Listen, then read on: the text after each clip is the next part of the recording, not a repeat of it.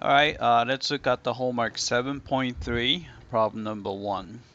All right, so we have a function of two variables, x and y.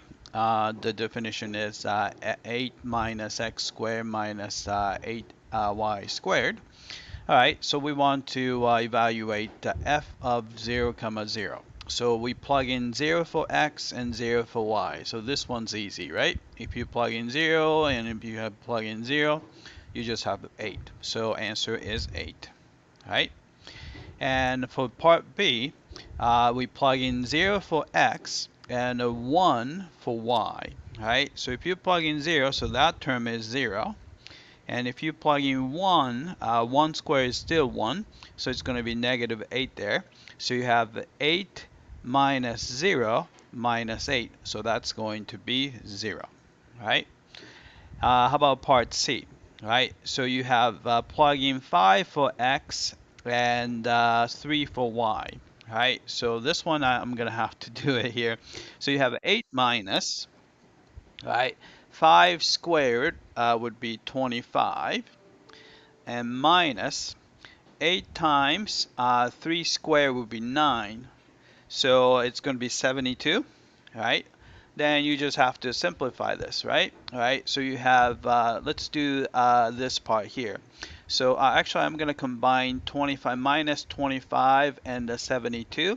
So it's going to be minus 97, right? 7 plus 2 is 9, and 5 plus 2 is 7. So you're 8 minus 97.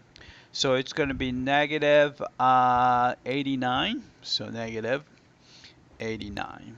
Right? So we got that. All right. So let's do part D. Right?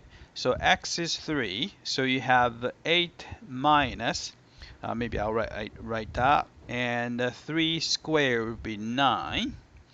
Minus y is left alone, so it's going to be 8y squared, right? So 8 minus 9 would be negative 1, so I'll simplify that. So we get that. All right, how about f of x comma 0? So x is left alone and y is 0, so you have 8 minus x squared. Right, we got that. Right, so we're going to plug in t for x and 1 for y. So let's do that. So it's going to be 8 minus, and x becomes t, so t squared, and minus 1, 8. So it's going to be minus 8. So 8 and 8 cancel out, so you're going to have simply negative t squared. All right, let's check the answer.